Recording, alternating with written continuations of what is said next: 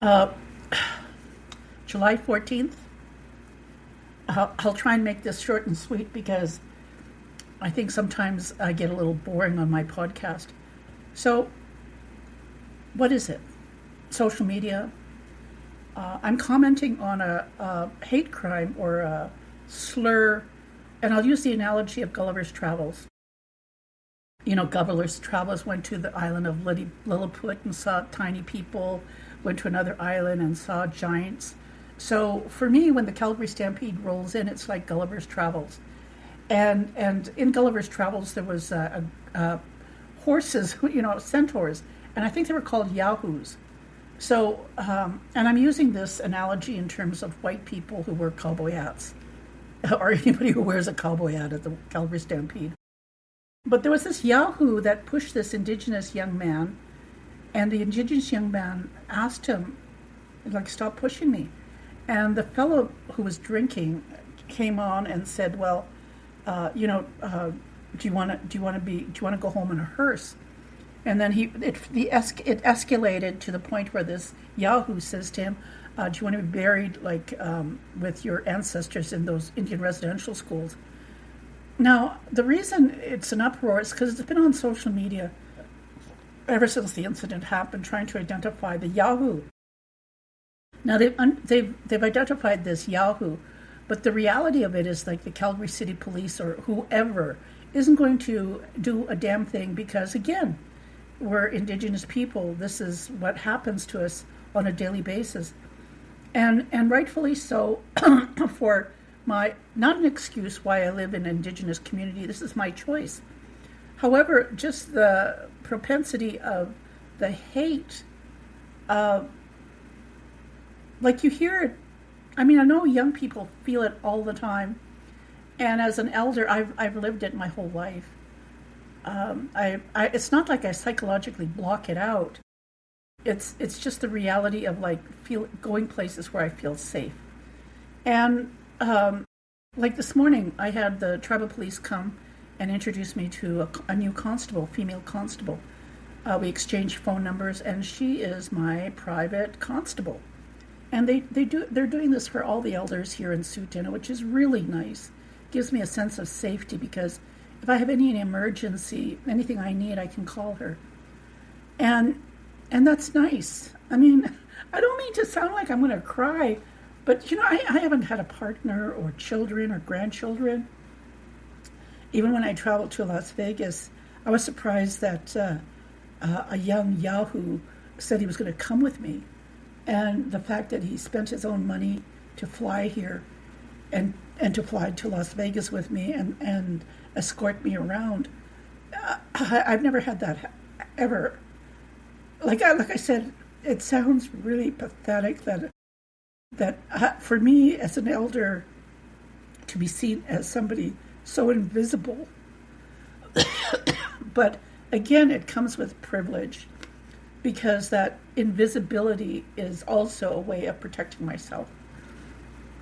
So the reason I'm talking about this systemic racism or this occurrence that happened at the Calgary Stampede is an analogy that one of my associates or acquaintances, a young woman who's so influential in social media, and again, I listen to quite a few Indigenous women on social media, and the bottom line is, as Indigenous women, we need to tell our narrative. We need to tell our story, either in book form, theater, whatever media we choose. And this young woman has been getting comments and people talking to her about, her advocacy for trying to find out who the perpetrator was, this Yahoo. And the thing is, they found out his name, posted it. Now, do you think anything's going to happen to you? Because the video is obvious. But do you think that the Calgary police are going to charge him? The statistics, and this is what this acquaintance of mine, and I don't mention her name due to privacy, and most people would have known her too, because sometimes she's appeared on my podcast, her voice at least. And they were saying something about banning or influencing Muslims against Indigenous peoples. And her comment was that the statistics are Muslim people and immigrants have more human rights than Indigenous people. And the statistics of Muslims and immigrants reporting hate crimes and having justice, like to bear witness to the injustice that was given to them through systemic racism, the charges go to court. Now, the reality of that is the truth. And under the Indian Act, we're not protected. Immigrants have more rights than Indigenous peoples.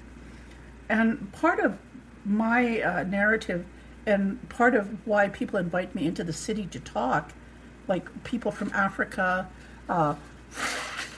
we'll say Japan, India, is because they're immigrants. And even though they've lived in Canada for a decade or so, there are still a lot of misconceptions of exactly, what has happened in terms of history here. And again, I'm just using the term Yahoo offhand.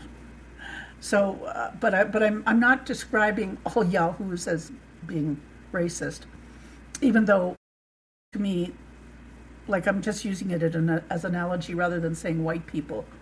But a Yahoo, like I said, immigrants who come in, I'm not saying they're Yahoos. I'm just saying sometimes when there's so many different people from different islands and different notions of like cultural references from their own background, it's amazing that there's a lack of understanding of when they're coming to the Americas of this romantic notion or this mysticism or something that we'll say the land of the Yahoo has created for Indigenous people. Those stereotypes and those mythologies and those phenomena created for the illusion or delusion or illusion to make people feel comfortable in their own skin, it comes at a price. And it's okay to feel uncomfortable when you're around me, but I do sense it, and I will confront it. I have no qualms about challenging people about what they say and how they interact with me. Sometimes it's quite annoying that people don't even know they're doing that because they just offhandedly, off the cuff, have some problems in their own personal lives. Maybe they're not getting attention from the other Yahoos. I don't know, but they seem to want to gravitate to minorities. And throughout my life, I've seen that. I had a friend of my dad's, his friend's name was Jack. And Jack also had a son. And I went to art school with his son. And his son was talking about his parents and how religious they were, that they didn't even sleep in the same bedroom, the same rooms, same bed, even though they were married and had 3 children, 2 girls and 1 boy. And how his mother was an alcoholic who would go like away on Monday evenings with her girls, and she'd get pissed drunk. Really staunch religious family. But the reality of it, though, is from the point of view of their child, was like they, this religiosity of privilege, that they knew how to help the poor. They knew how to help Indigenous people, like as if they were God sent to, help the poor, because, here they are well off. Doesn't mean to say their life in themselves, their private life was perfect. Far, far from it. But it's this projection of insecurity that people tend to want to gravitate to the unknown, or what seems to be someone or something or some, in terms of Indigenous people, that we need their help. Well, again, rightfully so. Like I said, I've been around white people my entire life. Again, my narrative, a lot of Indigenous women haven't had that, and some who have never been around Indigenous people either. But I've been Indigenous people my entire life. And like I said, I've got white uncles. I've been around white people my whole life. Even when I lived in Utah, I had that's all I had for roommates. And I say, because of that, I know how different I am. I know how people even my roommates who I'm living with interacted with me. And at the same time, too, it's surprising that, I don't know, people just don't think we have emotions, or somehow we're immune to emotions. Like I said, this invisible cloak we wear. Now, I know that people just want to stay in reality, but the reality is a lot of people in the real world live in that space, that disassociated space, that illusional space, the delusional space. A lot of us try to find balance in walking this road. I give credit to this young woman who advocates and fights against and educates systemic racism. That's her narrative. And, without her, I don't think I would have the courage to keep on doing my podcast. Now, why, you may ask? Well, 20 years ago when I started my blog, I just typed. Sometimes I put out more, like maybe one blog a month or every 6 months. And sometimes I'd get an email saying, is this blog still active? That would realize, like, oh my goodness, people are reading my blog. But at the same time, too, with a podcast, it's a little different because it's a narrative. It's a storyline. So I'm going to try and do the best I can. I know I'm a good storyteller. So I'll start this podcast with, and like I said, I had to do the introduction because, like I said, it's like Gulliver's Travels. I really love the book, and sometimes when I don't think I'm literate enough and I realize the amount of books I've read, like it's not like, they say every book you read, you become. And so this narrative and how I see myself is like in Gulliver's Travels. Like it's an analogy. And I think in reality, that's how the world is becoming. I think the more the earth is, and the more social media has evolved, has created this network. Some of my podcasts go to Finland. Some, go overseas, and a large majority of my listeners are American citizens. And I'm sorry, but, the President of the United States is a sad sack. The President of the United States is so sad. I can't even comprehend. If I had a character and I was acting out like this human being, people would make fun of me. I don't know how people would even follow me. I mean, look at my podcast. There are probably some people who are so ignorant that that's how they see me, like as if I'm this sad sack, like poor Indigenous woman, like trying to make sense out of her life.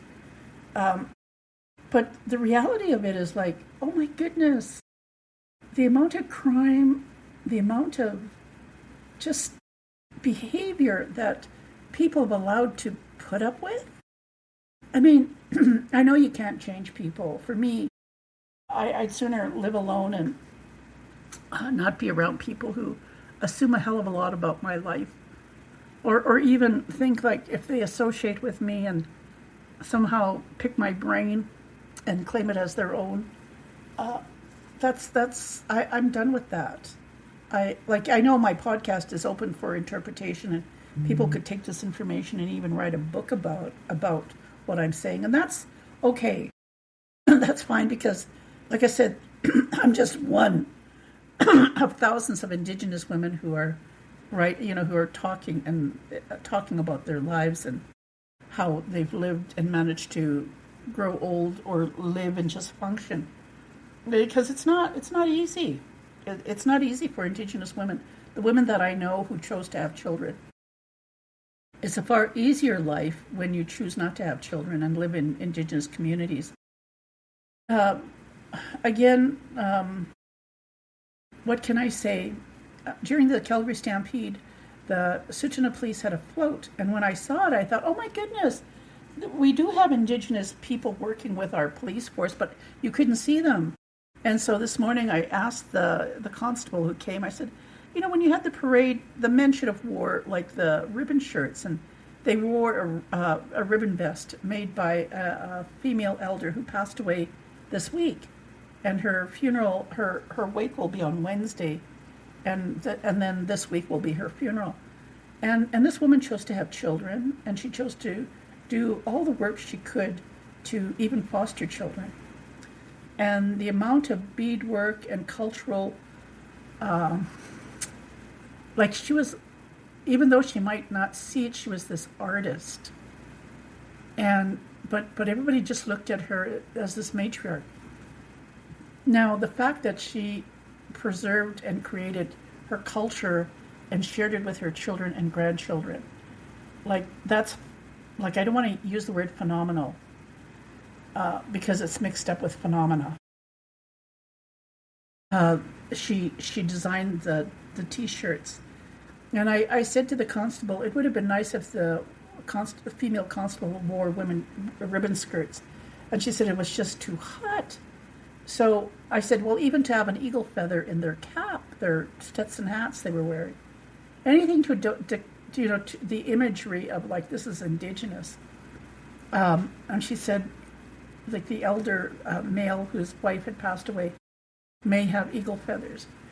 So the whole concept of respecting elders is embracing our culture through us, through the elders.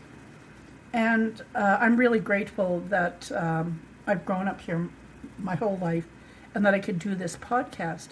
And I'm grateful when I'm invited and talk about systemic racism so that young people can see how empowered they are. Now, the narrative again. I know I'm a good storyteller, so why the hell don't I get to it? Again, hold on. It's been smoky outside, so my voice changes because of just... Anyway, how do I start? A long time ago, in a very isolated little house, I lived. Very often not even seeing another human being for days, years. I mean, I'd walk to school when I was 5. It was about a mile away. On Sundays, we'd walk to church, which was probably about, 5 miles? So as a child, I walked a lot. And I also, since my family were rodeo people, I rode bareback. I used to get on my grandfather's horse saddle with a saddle. My relationship with my grandparents, as much time as they could give me, they did. But the reality of it is going into the city schools, mixing with white people, and coming home on the bus, being back in Sutuna. I didn't realize the total impact it had on my social adjustment and development until I started meeting other Indigenous people from across Canada who didn't have the same opportunities that I had and who had hardly ever been around white people. The whole thing about this, too, is my mother was afraid of white people her entire life. And, people can't comprehend that. I think I don't think immigrants can comprehend that. But it's the notion of what Indian residential school did to the psyche of so many children. Much the same, too, I think, when children are raised in family violence and they see so much violence. Now, recently on Facebook, I saw that one tribe had taken over the sovereignty of their child and family services. And so, like I said, a lot of things that immigrants have more rights because they're not under the Indian Act, even when it comes to their children. Certain things that people just sort of look and say, Indian women aren't good mothers. No, we're under the Indian Act. We're under the Indian Act, and we've been displaced in terms of our human rights since the beginning. So yeah, that's why it's important for Indigenous women to tell their stories. Now, for me, why do I concentrate on Nathan Chasenhorse? Well, because he's just one individual, but the reality of he's Indigenous. Another reality is like he's Sioux, he's Lakota, I'm Dakota. Another thing is like his spiritual practices. My mom, my aunties, my uncle, my grandfather, all spiritual people. So it intrigues me to understand him because of the way I was raised, and it's like I try to explain. You're raised a certain way, especially around the languages. And when you're raised that way, you treat each other with a certain respect or a certain way of knowing. And Nathan would have understood this, but a lot of people who weren't raised that way wouldn't. And so, again, it's just a certain quality. I know a lot of people are hypothetical, and they'll, especially, let's call white women the Yahoo mayors. Yahoo mayors. I'm so silly, but again, Gulliver's Travels and the I mean, am I in the land of Lilliput? Anyway, the Yahoo mayors tend to whatever for every reason. In the land of Yahoo, they're not satisfied with their male counterparts, so they think that they can have say over Indigenous men and Indigenous culture and mansplay and just say that they have the rights to come into our ceremonies, never having been raised in the community, but only in the land of Yahoo. Okay. So, I mean, I use that analogy just to make fun because that's how funny it is. That's how funny it is. They just don't get it. And again, I'm from a place where I've grown up around Yahoos. And when a Yahoo says, "Oh, make it rain," or "Can you predict the sun?" or "Can you predict when it's going to rain? Can you do a rain dance?" Like in the land of Yahoo, when they'd ask me these questions, I say, "Okay, yes, I will." Because if a Yahoo is stupid enough to think I have power over the weather, then how stupid are they in other things? Especially when it comes to healthy human sexuality. So, I string them along and say, sure, go ahead. I kind of like systemic racism. If they don't get it, then let them boil in their own juices, their own fat, their own stew. Because, what do they care? Do they really give a damn about, where I live, how I lived? I always use the analogy of, like, I've grown up my entire life next to the city of Calgary as a child. Yet when tragedy hits and somebody dies in my community who's actually been bussed into the city, and we have the funerals, we don't see white people.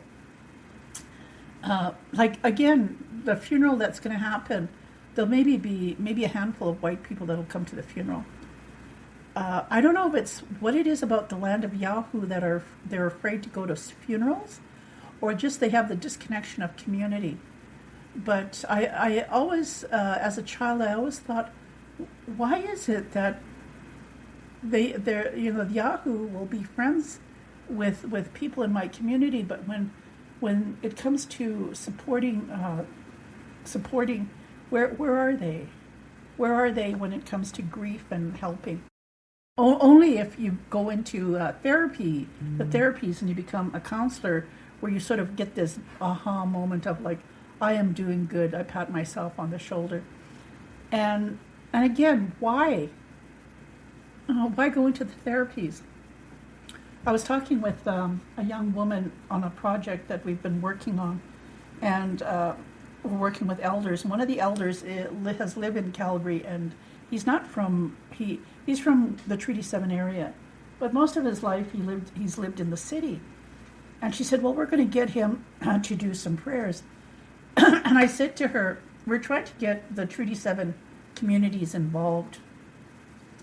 I don't think it would look appropriate for you to invite him, even though he's been engaged in a lot of the city structures, and the city uses him.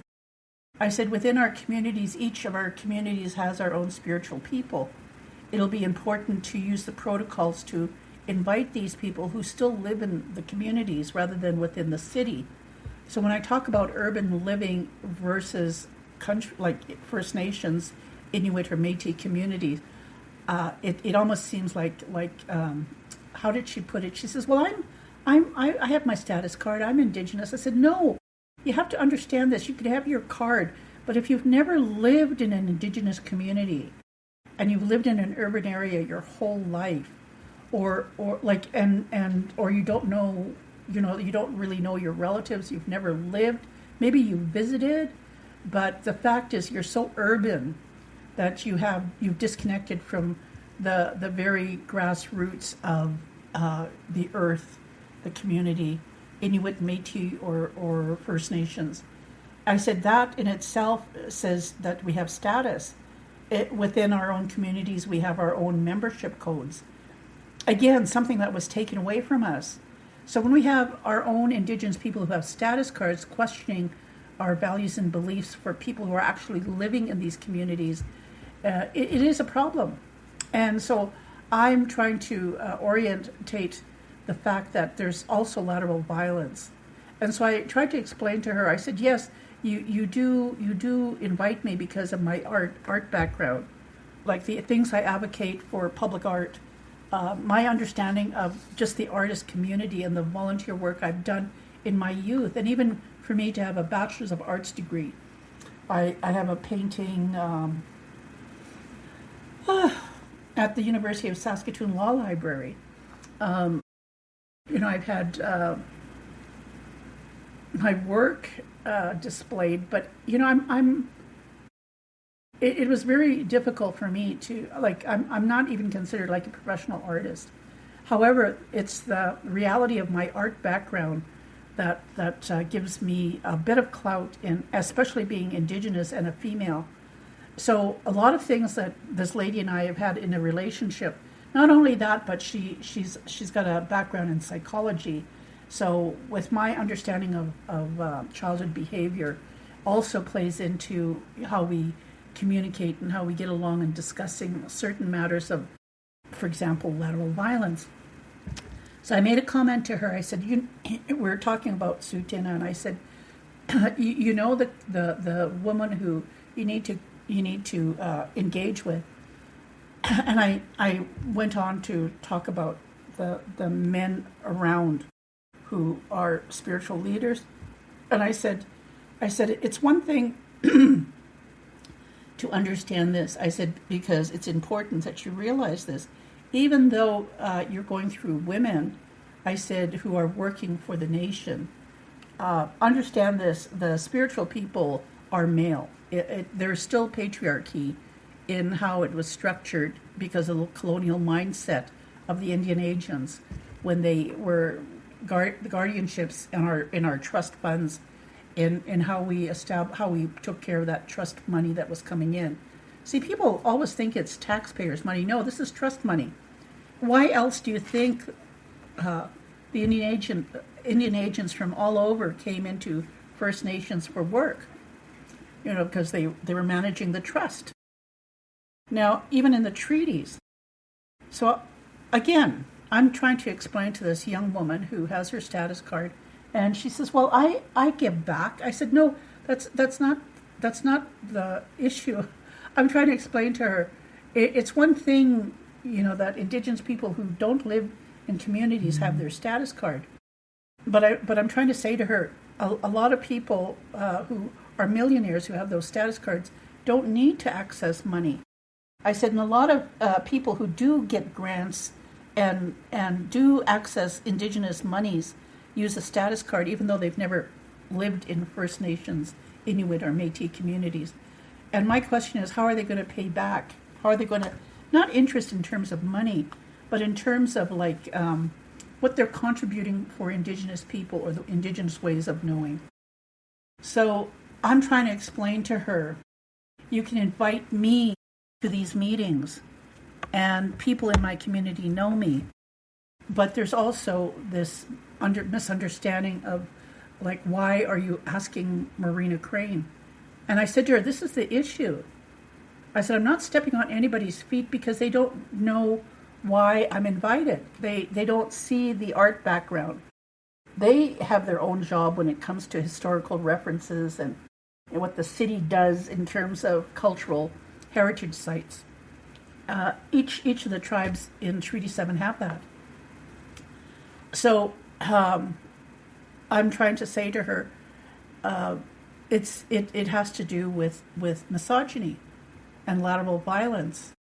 See, and that's the hardest thing for me, is even though she's got a status card and she's working with these public art projects and has all this background and she's trying to help because she's Indigenous herself, I have to say to her, there's a difference between talking to me and talking to this other woman who's from my community. That we're both from the community, but things are different. See, I've grown up here my whole life, whereas this woman married in, had children as a grandmother.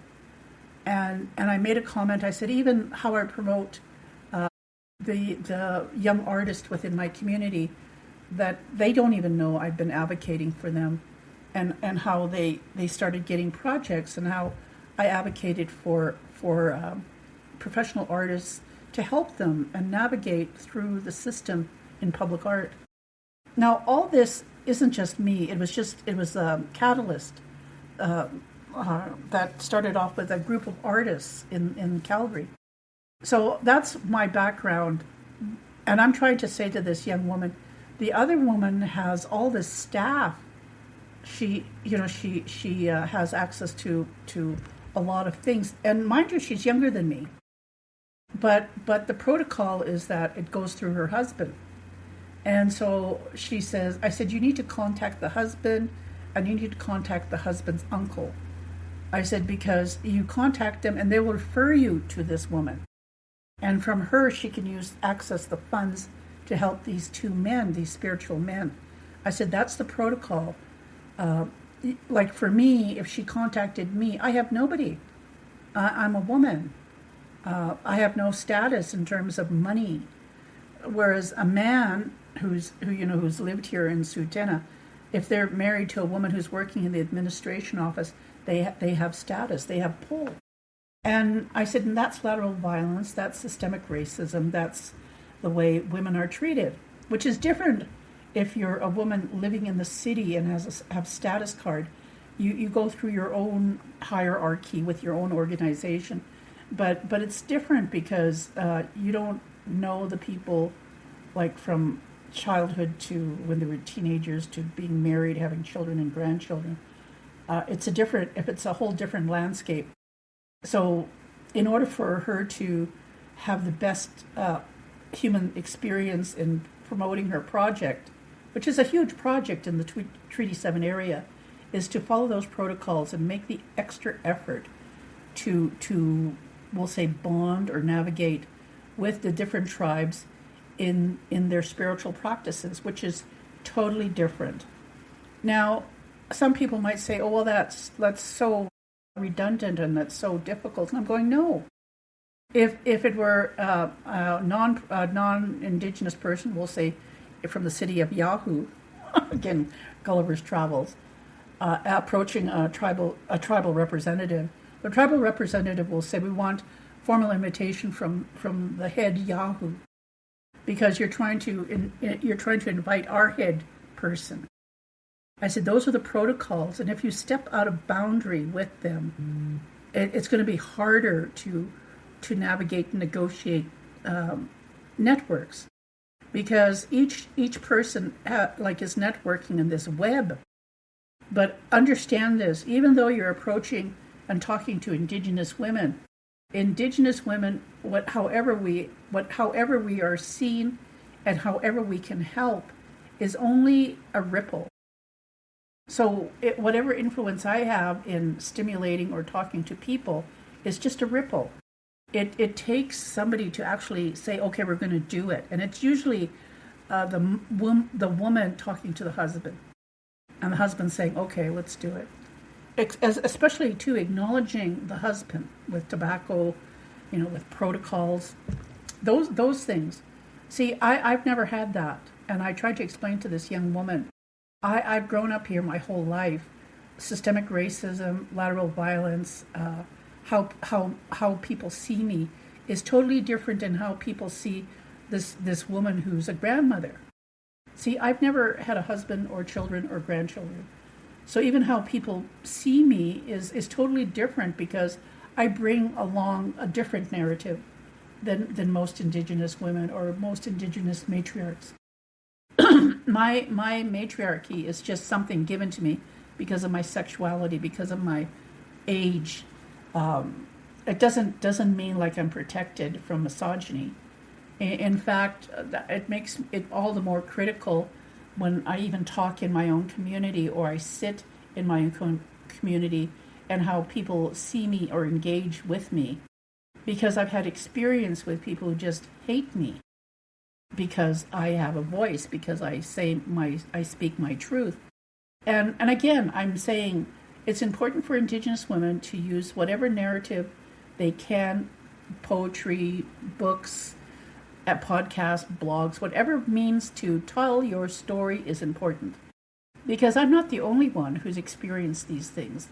And even if my listeners, if you come from the land of Yahoo, and we're speaking this language through this catalyst called social media, the reality of it is like, yes, I speak English, but the behavior and the protocols, the unseen protocols that I've just lived with, that I've grown up with, and that I tread on lightly, it is proven. It's proven. Like I'll use an example. I had twin roommates. They were Dakota Sioux, and they'd been adopted by Mormon family when they were just babies, and the parents had given them up, three of them, two, the twins and one sister, to one family. And about an hour after they had dropped them off in this Mormon ranch in Montana, the family decided they said, no, well, we shouldn't do this. We'll go back and pick up our children. We've changed our minds. So when they went back to the ranch, the Mormon family had guns and told them to get the hell off their property, and started shooting at them. So they had that, again, systemic racism, and who's going to believe Indian people that these white people have stolen their children? Anyway, that's the story of my former roommates. And when they were trying to reconnect with their parents, they asked me if I would accompany them to the Dakotas. So I went, and again, you have to be raised and born in the culture and how the community sees people. Because there's a certain, like I said, my name is Hapa, my brother's name is Cheske. Growing up and hearing those names, I just thought everybody was talking about me. So there's this connection of like, it might seem idiocentric. I'm not sure if I'm saying it right. But the reality of it is there's a certain presence.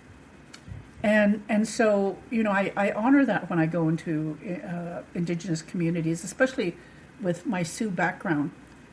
And I'm embraced. I embrace, and then we leave, we release this. So on the way back, my two former roommates said to me, Marina, we just met our aunt, but when you just met her too, but you got along as if you've known her your entire life. Well, it's not knowing her my entire life. It's the reciprocity. It's the cultural protocols. It's the sense of like how to engage. Like you sense it. Like I said, you got to be born and raised in it to sense it. I think it's like, say, learning a European language. You hear two Europeans talking and you're going, oh my goodness, what are they saying? Well, they know what they're saying. Because they can hear each other. Well, in the same sense, even though the Sioux are speaking English, there's still something, and I always say like there's this great mystery, this energy that we sort of embrace. And I think it's in every culture. I'm not trying to say it's just, I'm using it as an example. And so I think when people are detached from that type of orientation or that type of structure or the cultural knowledge or even the pride of being Indigenous, no matter how poor you are, it does have meaning. So, like I said, it's one thing to have a status card. It's another thing to actually live in the community. It's important to understand the people who you're living with. It's important to, understand the struggles of people within that community as well. So it's not easy. I don't think any life in itself is ever easy, but I do want to mention that, again, it's important to tell your story.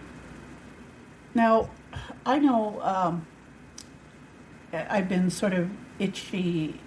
There's an itch that I want to scratch. Like yes, there is some common sense in telling people about how I grew up and the reasoning behind my curiosity around human behavior. I think a lot of times I would look at my parents and wonder why they behaved the way they did.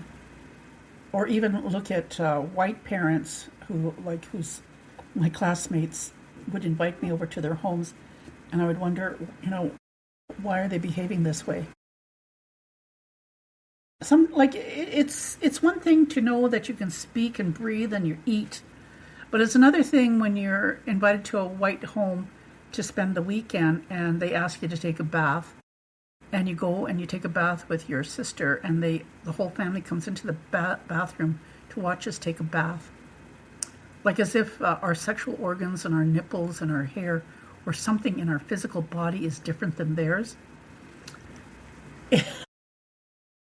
Yes, in this day and age.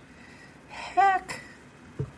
I know it sounds terrible as human beings would, like my mother, I have a black niece. I think her father's from the Caribbean. And when my sister first got her, she was only a few months old, a couple of weeks old. And my mother, she was changing her diaper, and she says, "She's black all over." Like little things like that, because we're not, my mom in residential school, she says, we didn't get dolls that were brown skin. We didn't get dolls with white skin. We got black dolls. In Indian residential school, they gave us black dolls to play with. So she was looking over my sister's daughter and realizing, it's not just in dolls, it's in human beings, like they're all black like the dolls. Things like that my mother would say that, astonished me. And even the fact that, bless her heart, a lot of the things she asked me about life, I just assumed that she knew a lot of things that, and again, she didn't. Questions like, why is the sky blue? What happens inside the TV screen, like with cartoons? Abstract thoughts. My mother was very gifted in horticulture. She was a very strong Dakota woman who raised all of her children on her own. My father, the early part of my life, he was a good provider. But then he passed away when he was 52. It's just the reality of not growing up with a father and trying to manage my life. There were many opportunities, where I could have, should have, would have, but didn't take or bite any kind of, what do they call it when somebody tries to create a trap? They put a bait in the trap so you can go and eat it, and they trap you. Well, that's how I felt about being in a relationship with Indigenous men, it's like, oh, they're setting a trap for me. Now, why would I think that? Well, again, because if there's so much violence, and that's the only way Indigenous man can get a woman, because after they trap you, then they they can do whatever the hell they want to do to you, and I just didn't feel comfortable in being trapped, and so a lot of my conversations with all men, including men from the Yahoo tribe, it's always challenging, and I don't tend to poo-poo it and say, oh, I make life for men who talk to me comfortable. I don't. I don't do it deliberately. It's spontaneous because I haven't been around it, and I'm not pleading ignorance. I'm just telling the truth. There are some things I have never engaged with men because I've never been married. And a lot of women out there, sort of like who've been in relationships and who've had children, it's important for me to talk to them about their experience, so I can sort of get a gist of basically what it is that I missed or didn't miss. And decades ago, I flew from Calgary to Salt Lake City, and I met a woman who was 85. I hope I'm traveling around at 85. And we were talking, and she said, I was in high school, met my husband. We got married right out of high school, never knew any man at all. And she said 15 years ago, he passed away. There was no violence, he wasn't messing around as far as she knew. She said, he's the only man I ever knew. She says, I didn't know what it was like to be single. Her whole life, she had a husband. So she told me, she says, in the 15 years, I've traveled all over the world. Like whatever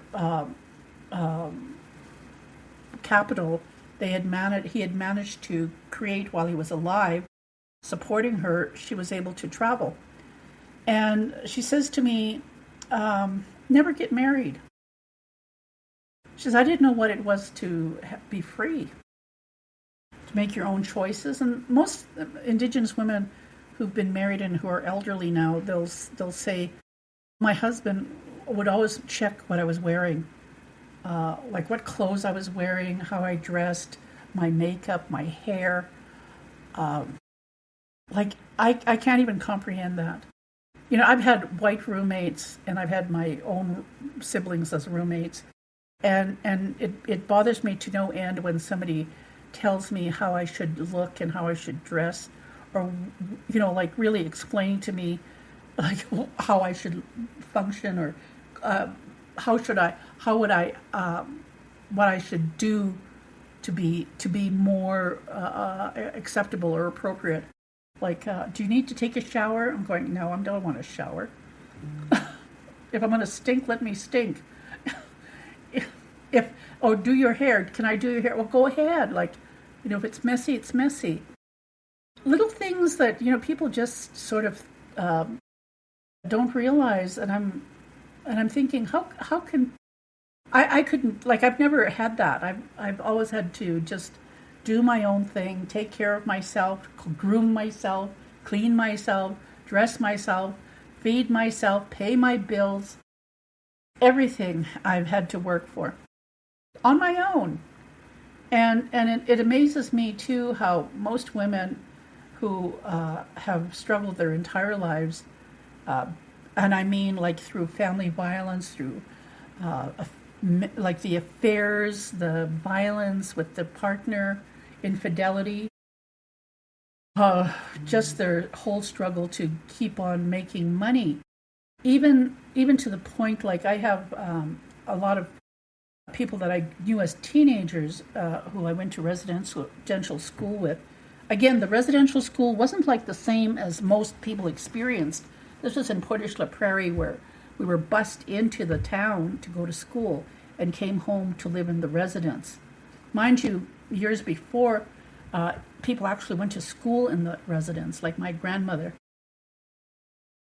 These young women that I've known since they were 15, years old, and even relatives who, I've known like throughout my life and I'm friends with, they chose to have children. Again, the marital affairs with, divorce, separation, and the fact that they are the mothers. The fathers seem to just sort of think that they don't have any part of raising their own children, whereas in again under the Indian Act, okay. Whereas people who live in urban areas who are not Indigenous, who are not under the Indian Act, they can take their partners for child support. Okay, there's no consequences of like what's happening to the children. And usually, too, when parents divorce and like non-Indigenous people, it seems like once the children grow up, they sort of disconnect with their parents. So the lack of connection with the divorced parents and the lack of community is far more of a fracture. Whereas Indigenous community, trying to get child support is really difficult, but it can be done. The only difference is sometimes the man just doesn't work. So how do you get money from them, or they hide it? Again, too, my late brother paid child support, but his first wife never told their children that they were getting child support, so they always had this hatred towards my brother. And yet, again, how we see each other, this whole need to be up one notch, like that they got to prove that they're better than me. One more, like for one instance, like my uncle passed away, and my 15-year when I knew the mother of his only child, she was 15 when she first met my uncle, and he was like, I think 4 years older than her. So he passed away, and I met his granddaughter this summer, and I said to my friend, I said, if your granddaughter needs any help from escaping her violent relationship, she can call me anytime.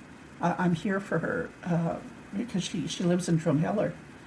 And again, too, like networking like that with other Indigenous women to help Indigenous young women is important, and it's important for women to know, like, okay, to let other women know you're not alone. I'm here for you. That's just part of the whole narrative, especially when there's so much. The word is witnessing justice coming to you. So the fact that most women, I had a friend for 30 years, never collected child support, worked her whole life, raised her children, and yet her husband was from Sutina.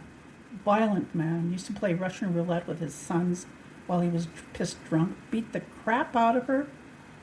The violence. I was friends with her for over 30 years. I've never had a friend like this. Like I may talk to all of you out there in my podcast, men and women who are listening, but I've never had a friend like her. I was promiscuous when I became friends with her, and we'd go out night clubbing, bar hopping, and if I felt horny and saw this guy, made contact, hooked up, and I'd tell her I'm going to go home with this guy, and next morning I'd call her, pick me up, and we'll meet you at so-and-so, and she'd be there. Knowing that she would never tell anybody, like, Marina and I went out and she met this white guy and had her way with him, and now I had to pick her up, that dirty slut.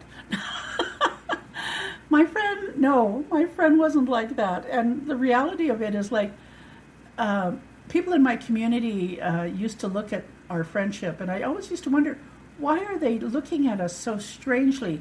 Yes, she was 13 years older than me. And yes, she was my friend, but we weren't lesbian lovers. I jokingly laugh because it's uncomfortable to talk about, because it shows how ignorant and naive I was. but at the same time, totally blessed.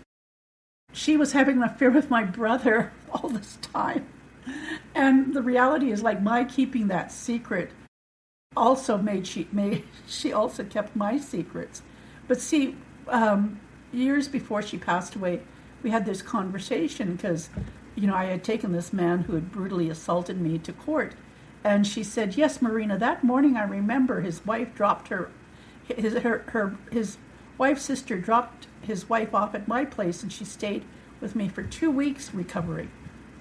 And I mean, my friend and I talked about everything under the sun. I mean, could you imagine, like, talking about being a rape victim with a friend? And then she says, I thought you knew I was having an affair with your brother. And I'd say, no.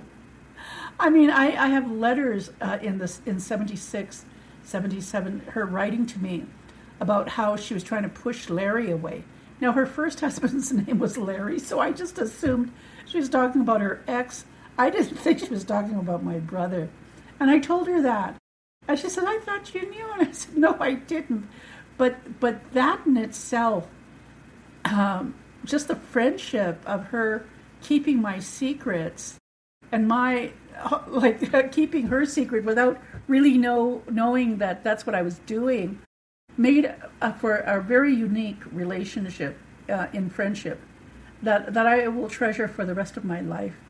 Because at any moment, any given moment, like even today as I'm talking to you, if she were here, I'd pick up the phone and I'd say, hey, let's go out. What time? I'd say such and such a time. Bang, she'd be there at the drop of a hat. Like, I have acquaintances, for 3 years when Nathan Chasing-Horse was arrested. I said, I need to go to see him in the trial. This man has been laterally violent to me, talking shit behind my back. I need to face him in court and let him know I'm here. And all of these people said, oh, well, Marina, I'll come with you. To the point some are going to, chip in. Or most of the time they wanted me to pay for everything. And it was just like my friend, the one I knew for 30 years, she would have paid her own way. She would have been there supporting me. She would have come with me. Like that's what a friend is.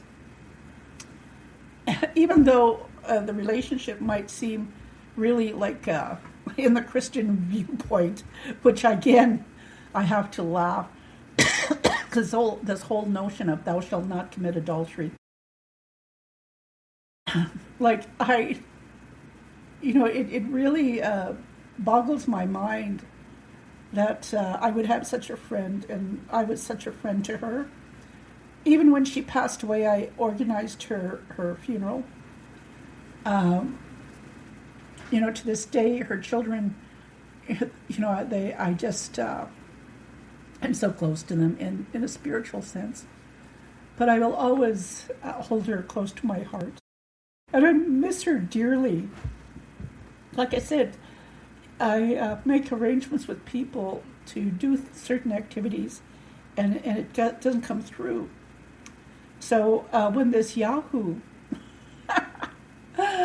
a non-Indigenous white man from another country, said he was going to come to bear witness of the injustice of Nathan Chasing-Horse, stepped forward, like my friend would have stepped forward.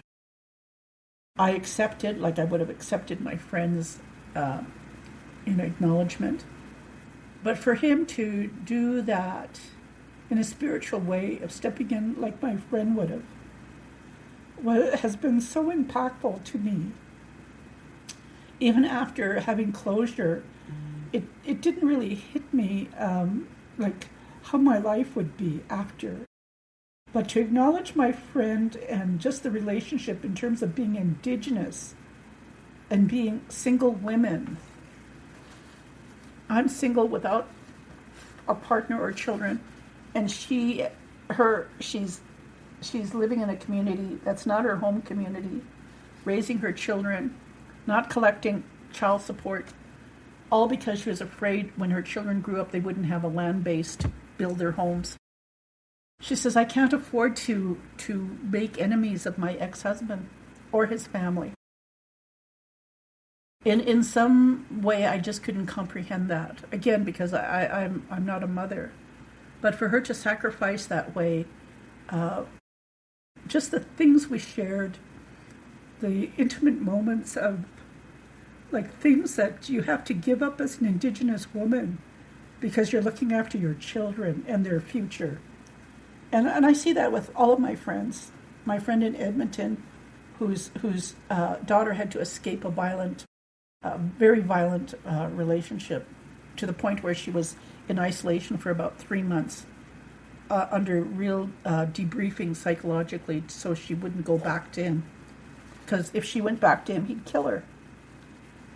My second cousin, whose adult children are in and out of jail, and the fact that they're young men and whatever horrors they experience in the jail while they're there because of systemic racism. It's heartbreaking. Like, as a child growing up and seeing my brothers, what abuse they went through by white men, and being a child unable to advocate for them. I felt that. I can feel it with my second cousin when she's talking about her sons. Or my friend who I've known when she was 15, and even her daughter, like I said, she's had to come from Manitoba to rescue her granddaughter from this abusive Yahoo white guy. And the belligerence, the arrogance, the pride, the like, why even talk to me about all the things you know about Indigenous people? Why? To prove what? That you're a good man?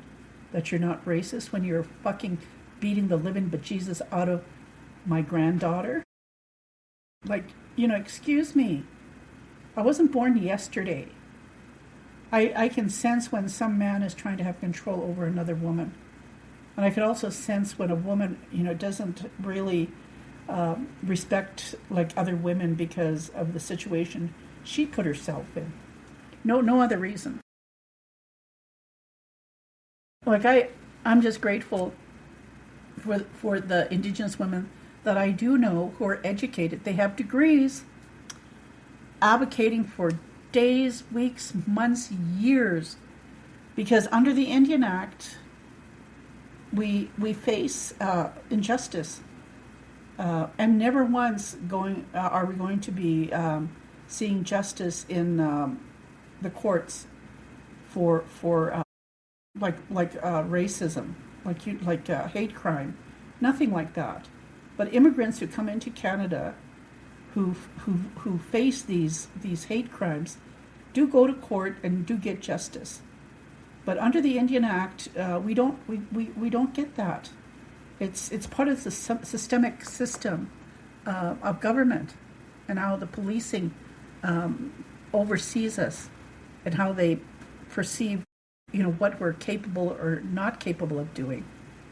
And it's a pretty scary system if you're going to be like a state in a state of observation, like George Orwell's 1980, whatever that book he called, George Orwell, and there'd be surveillance everywhere. And hey, we're evolving. We're evolving in social media. We're evolving where even my narrative will go across to Finland, to Germany, to the Philippines, wherever the social media goes, and how everybody shares my story.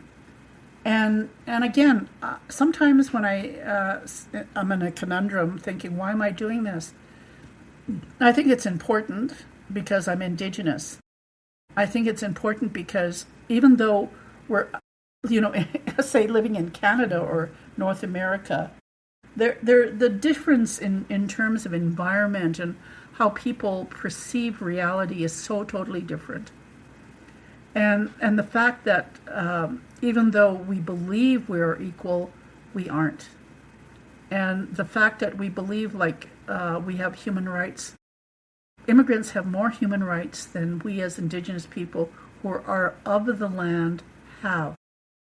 The only human rights we have is when we're cloistered in our communities. When we live in our communities, that's First Nations, Inuit, Métis communities. That's what it means to have a status card, because we face injustice every day of our lives. If you're fortunate to have an Indian status card or Métis or Inuit status card, and you live in the urban areas and you have a job, I hope that job and whatever grants you get because you're associated to that card, that somewhere, someplace, you will advocate for all those Indigenous youth who are living in poverty, who need those monies that the government is giving out so freely now. It's gotten to the point where people have to go to jail because they pretended to be Indigenous. They've had to have awards stripped off of their very backs, like Buffy St. Marie, because she pretended to be Indigenous. Like, how pathetic can a white woman be? And how pathetic could Indigenous men roll down and worship the very ground she walks on, as if she's white buffalo calf woman? Come on. You know, that's the moral of the story with white buffalo calf woman. Two men approached that calf woman. A cloud came down, and when the cloud disappeared, there was a bag of bones, and there was a young man standing there. Really? When people do not stand up for the human rights of Indigenous women and their children, you're going to turn into a bag of bones, or even how I see you. You're just a bag of bones because you're not there. You can't comprehend it. I hear it and I see it and I live it and I breathe it and I support those Indigenous women every day of their lives, working to support their adult children and their grandchildren. I live it and I breathe it and I talk to my friends, just like my friend who was there for me. Dial her up, let's go. Just like that, she'd drop everything and we'd go out. Everything has a purpose. Everything has a reason. This is just my story. There are thousands of Indigenous women who are living this story, and some of them are struggling so hard because their children have been apprehended, or they're in an abusive relationship and cannot find a way to run away and get healed. So whatever I can do in my podcast, and this is what I try to express to people who think like there's no hope. I advocate. I said there is hope. There is hope in the sense that throughout my life, I never ever thought certain things I'd be able to do, certain things that came to me that I never ever thought I'd even live through. So with that, it's like you just cannot give up. My late mother would say, Creator wants us to never give up. And I think about my mother's aunties, my grandmothers, they never gave up. And the same with my great-grandmothers. The life and how hardship and the prayers of those who came before me means that how I've lived is because of that energy. It's a great mystery. And if we feel it and we sense it, and I know you do, I hope you have a good day. And again, if I haven't said good afternoon to Darcy and Marie, thank you for listening, and I'll do another podcast, and hopefully I'll be able to read a book on matriarchy and give some comments about that in the near future.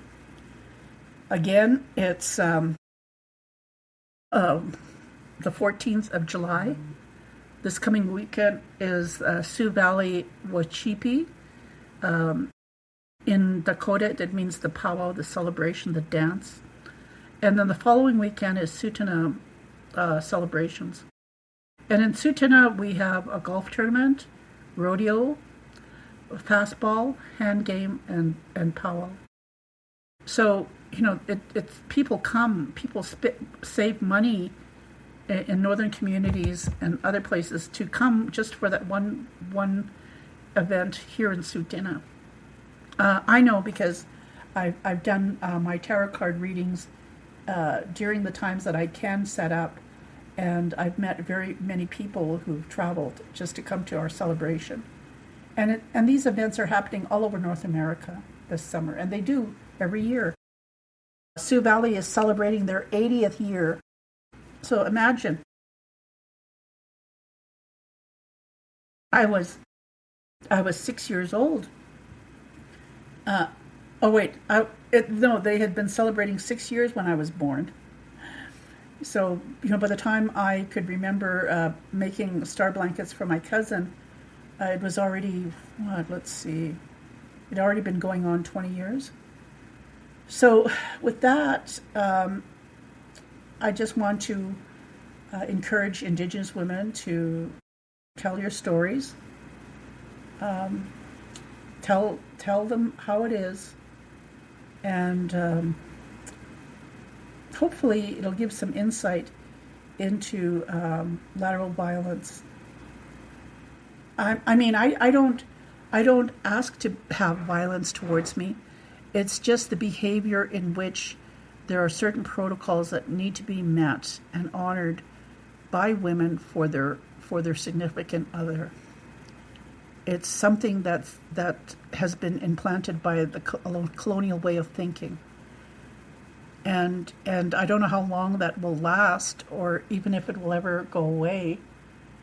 But life is very interesting in the sense of the new discoveries of healthy human sexuality, brain development, neuroscience, even this whole concept of this great mystery that people want to create conspiracies left and right. So with that, I hope you develop critical thinking skills in what is real and what isn't. Have a good day, and I'll talk to you later.